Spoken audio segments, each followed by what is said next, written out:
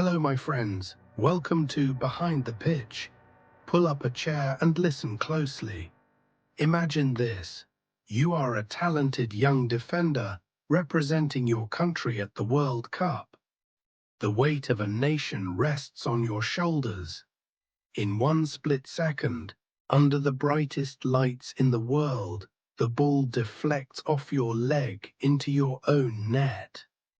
What should have been a mistake on a football field becomes something far more dangerous. Days later, you are gunned down in the street. This is not fiction. This is the heartbreaking true story of Andrés Escobar, a man murdered for scoring an own goal. Today on Behind the Pitch, we go behind the beautiful game to uncover the rise, the tragedy, and the lasting legacy of a player whose life was cut short by the dark side of football passion. Stay until the end, because this story reveals much more than one mistake. Andrés Escobar Saldarriaga was born on March 13, 1967, in Medellín, Colombia. From a young age, he showed natural talent and a love for the game. Growing up in a country where football was more than a sport, it was an escape, Andrés stood out not just for his skill, but for his character. He earned the nickname El Caballo, the horse, for his tireless running, strength and determination on the pitch. Clean tackling, leadership, and a calm presence made him a reliable defender. He began his professional career with Atlético Nacional, one of Colombia's biggest clubs, and quickly became a fan favorite. By the late 1980s and early 1990s, Colombia's national team was experiencing a golden generation.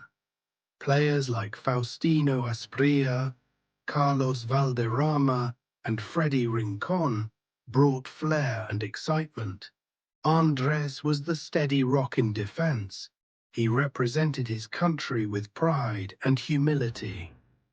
Off the field, he was known as a gentleman, well-spoken, intelligent, and involved in community work. He dreamed of using his platform for good. Little did he know that the same passion that elevated him would later contribute to his downfall. We go behind the beautiful game to uncover the rise, the tragedy, and the lasting legacy of a player whose life was cut short by the dark side of football passion. Stay until the end, because this story reveals much more than one mistake. The 1994 World Cup in the United States was supposed to be Colombia's moment. The team had qualified impressively, thrashing Argentina 5-0 in a memorable qualifier. They were ranked among the favorites. The country was buzzing with optimism. For Andrés Escobar, this was the pinnacle.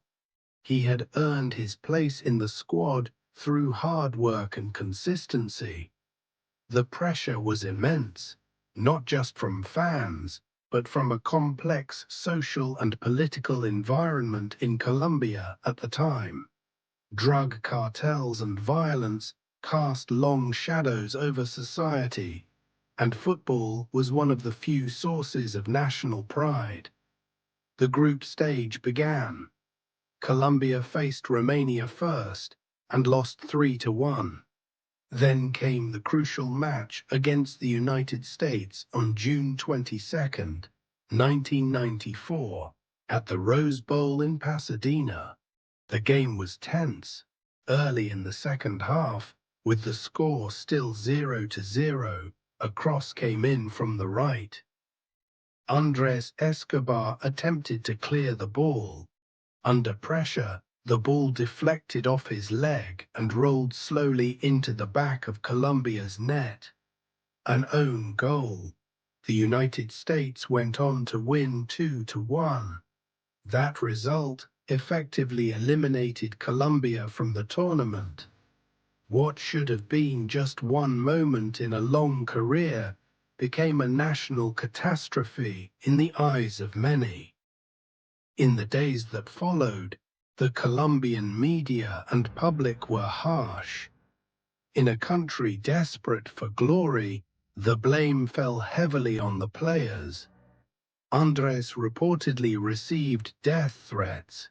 Some reports suggest he was advised to stay in the United States for safety, but he chose to return home with his teammates.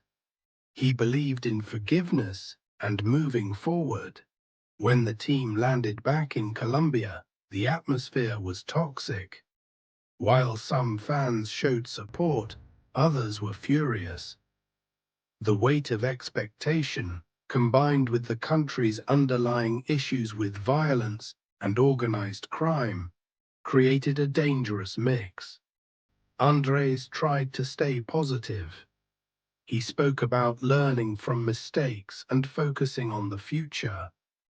But the threats continued. On the night of July 1st, 1994, just days after the World Cup, Andrés went out with his girlfriend and friends to a nightclub in Medellín. What happened next remains one of football's greatest tragedies. Outside the nightclub, an argument broke out. According to witnesses and later investigations, several men confronted Andrés. They reportedly shouted insults related to the own goal. Gunshots rang out. Andrés Escobar was shot multiple times. As the attackers fired, they allegedly yelled, "Goal! Goal!" with each shot. He was rushed to the hospital but died shortly after, at the age of just 27. The killing sent shockwaves around the world. The man who had dedicated his life to the sport was murdered because of a single mistake on the pitch. 3 men were eventually convicted in connection with the crime, though questions about deeper involvement and motives lingered for years. Andrés Escobar's death forced the football world to confront uncomfortable truths. The extreme pressure placed on players, the role of media and fans, and the dangers when sport intersects with violence and crime. His family and friends remembered him as a kind, intelligent man who loved the game. Colombia mourned deeply. A foundation in his name continues to promote peace and use football for social good. The tragedy also highlighted mental health challenges in football long before they became widely discussed. One mistake, amplified by national disappointment and societal issues, led to an irreversible loss. So, what can we learn from the story of Andrés Escobar? Football is beautiful, but it is played by humans under enormous pressure. One moment can define a career or end a life. His story reminds us to show compassion, to remember that players are more than their mistakes, and to fight against the toxicity that sometimes surrounds the game. Andrés was only 27. He had so much more to give, on and off the pitch. Thank you for joining me on this emotional journey behind the pitch. If this story moved you, please like, subscribe, and share your thoughts in the comments. How can we better support players under pressure? In the next video, we'll explore another untold story from the world of football. Until then, remember to look behind the pitch